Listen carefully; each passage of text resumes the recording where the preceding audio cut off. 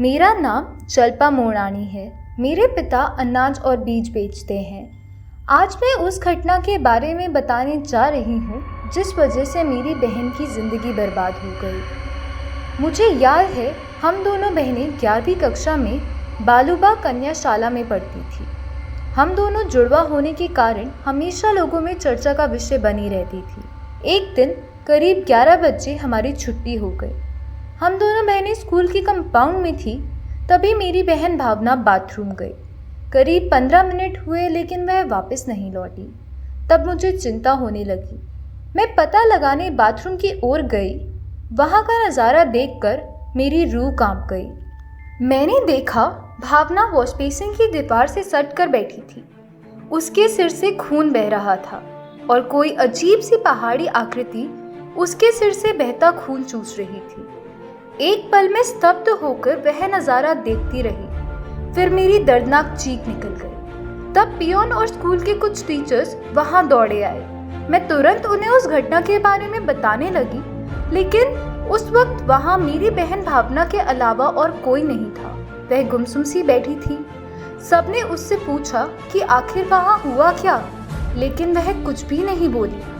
वहां पर आए हुए सभी लोगों ने पहले तो भावना के फिसल जाने का तर्क निकाला और उसके बाद उन्होंने उल्टा मुझे ही कसूरवार बताना शुरू कर दिया।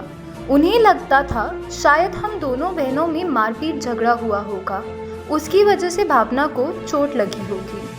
उसके बाद हम दोनों बहनें स्कूल से घर लौटी तो माँ पापा ने भी खूब पूछा, लेकिन भावना जैसे दूसरी दुनिया में ही जी रही थी। देर रात को भी वह बार बार उठकर घर के बाहर बैठ जाती। स्कूल में भी उसका बर्ताव अजीब हो गया था।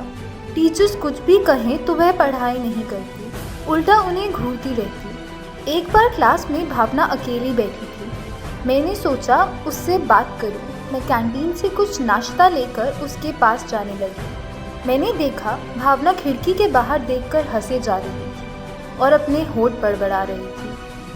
अब मेरी धड़कनें बढ़ चुकी थी। मैंने डरते डरते उसके पीछे जाकर खिड़की की ओर नज़र घुमाई तो मुझे वही रहस्यमय आकृति नुमा इंसान दूर खड़ा दिखा, जो बाथरूम में भावना के सर के घाव से खून चूस रहा था। वह डरावना नज़ारा देखकर मेरे हाथ से नाश्ता वहीं गिर गया। तभी फौरन भावना मेरी ओर मुड़ी। उसके चेहरे पर बेहद गुस्सा था।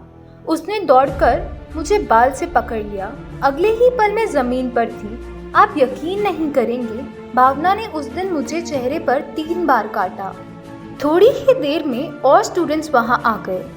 उन्होंने भावना को मुझसे अलग किया। मेरी जो बहन पानी भी मुझसे पूछकर पीती थी, वह अब मुझसे खूनी भेड़ियों की तरह बर्ताव कर रही थी।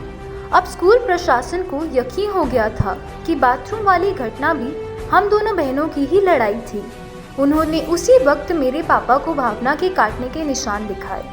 बात बड़ी साफ थी। वह लोग नहीं चाहते थे कि हम दोनों एक स्कूल में रहें। पापा ने उसी वक्त भावना को हॉस्टल भेजने का निर्णय लिया। मैंने उन्हें और स्कूल प्रशासन को खूब समझाया, लेकिन मेरी हकीकत पर किसी को विश्वास नहीं था, क्योंकि उस शैतानी पिशाच के बारे में भावना कुछ बोलने को तैयार नहीं थी। इस घटना के बाद भावना 3 साल तक हॉस्टल में रही। एक दिन हमें रात को करीब 3 बजे उसके हॉस्टल से फ़ोन आया। भावना बाथरूम के पास बेहोश पड़ी हुई। हम उसे घर ले आए। उसके सर पर ठीक वैसे ही घाव थे जो स्कूल के समय मैंने देखे थे। आज भी भावना अंधेरे में अकेले बड़बड़ाती रहती है। हमेशा अंधेरे में रहना पसंद करती है। शायद हमारे स्कूल के वक्त से ही मेरी बहन पर पिशाच का वास है। पता नहीं उसका क्या होगा। मैं इस घटना की बात सार्वजनिक इसलिए बता रही हूँ ताकि मेरी बहन को इस मुसीबत से बाहर लाने का कोई समाधान मिल सके।